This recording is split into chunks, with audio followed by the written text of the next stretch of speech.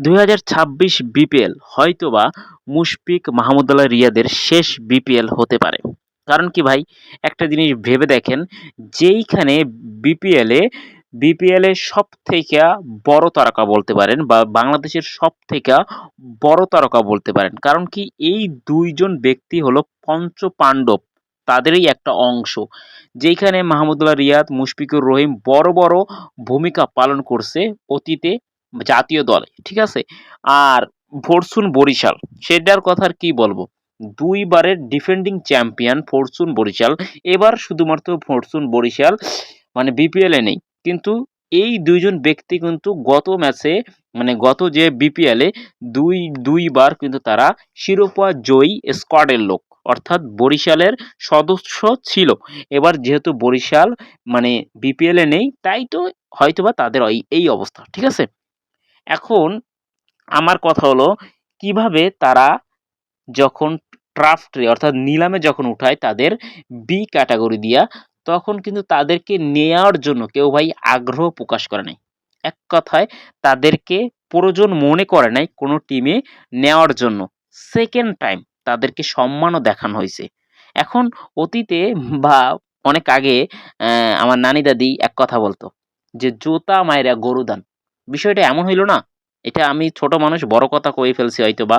বিষয়টা আপনারা ভাইবা দেখেন। এই বিষয়টা কিন্তু ভাই জোতা মেরে গরু দানের মতন।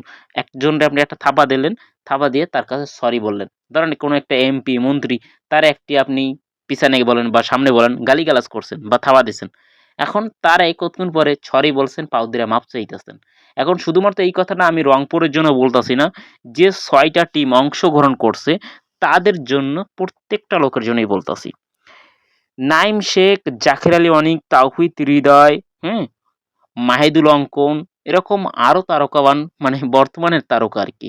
ঠিক আছে? নামে তারকা, কামে অষ্টরম্ভা। যাই হোক, এদের থেইকা আমি দোয়া করি জানি মাহমুদুল্লাহ রিয়াদ, মুশফিকুর রহিম হাজার গুণে ভালো খেলে। এই দোয়াটা জানি আল্লাহ কবুল করে।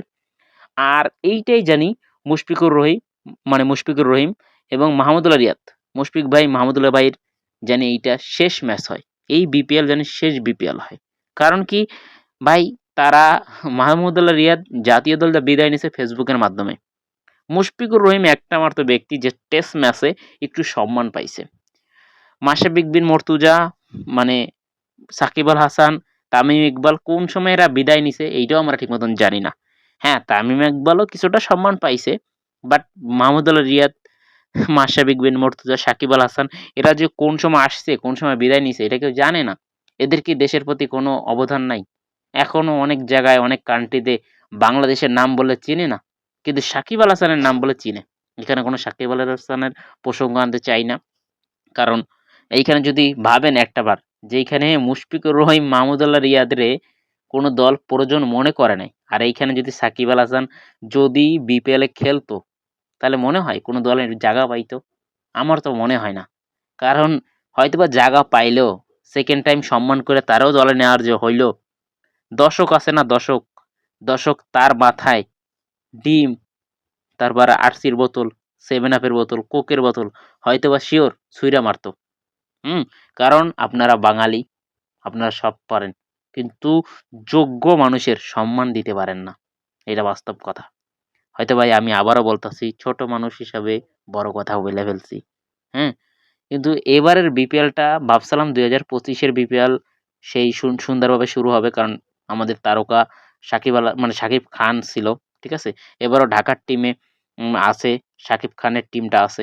তো ভাবছিলাম এবারও হয়তোবা সমালোচনা হবে না। কারণ নতুনভাবে শুরু হইছে, নতুনভাবে দেশ শুরু হইছে, নতুনভাবে বিপিএল শুরু হইছে। কিন্তু ভাই এবারও বিপিএল শুরুর আগেই সমালোচনা শুরু। আগেরবার তো ভাই প্লেয়ারের টাকাও পায় নাই।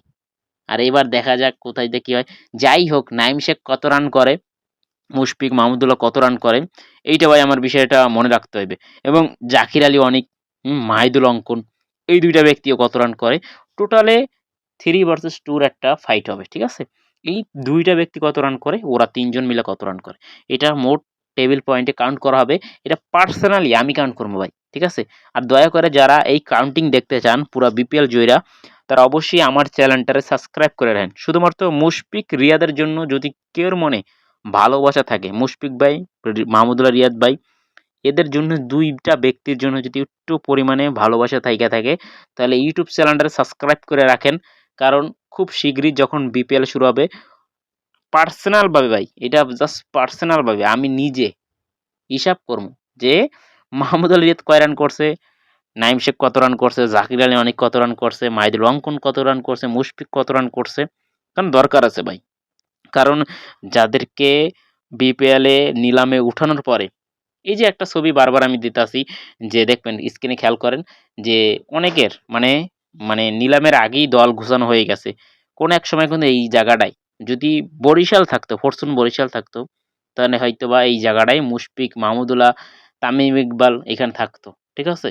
মানে দল ঘোষণার আগে টিমে থাকতো তারা। ঠিক আছে? যাই হোক মিস করতাছি ফরচুন বরিশালটারে। গতবার কিন্তু আমি সাপোর্ট দিছি খুলনার টিমরে। কারণ আমি খুলনার ছেলে। এরজন্য আমি খুলনার টিমরে সবসময় সাপোর্ট করি। এবার পার্সোনাল ভাবে কোন টিমরে আমি ভাই সাপোর্ট দিতাছি না। শুধুমাত্র যখন মুশফিকুর রহিম থাকবে, মাহমুদ আলী রিয়াদ থাকবে প্রত্যেকটা বিপিএল আমি দেখব। কারণ কি আপডেট অবশ্যই দেওয়া লাগবে আপনাদের। কারণ বুঝতেই পারতেছেন এইটা হলো খুব একজন ফ্যান তো মুশফিক মাহমুদুল্লাহ বলতে পারেন এই পঞ্চ পাণ্ডবের ফ্যান। ক্রিকেটটারে ভালোবাসি, সারা জীবন ভালোবাসি যেমন বাংলাদেশ ক্রিকেটটারে ভালোবাসি, সবসময় ভালোবাসে যাবো। কারণ কি ক্রিকেটটা আসলেই ইমোশন আর কিছু না। আর যখন ইমোশন নিয়ে খেলা করা হয় বা ইমোশনটারে এভাবে ছুঁড়ে ফেলাই দেওয়া হয় তখন একটু হইলেও কষ্ট লাগে। ভিডিও হয়তোবা আরো আগে বানাইতাম। কাজের অভাবে বানাইতে পারিনি। আরো অবশ্যই ভাই সাবস্ক্রাইবটা করে দিয়েন।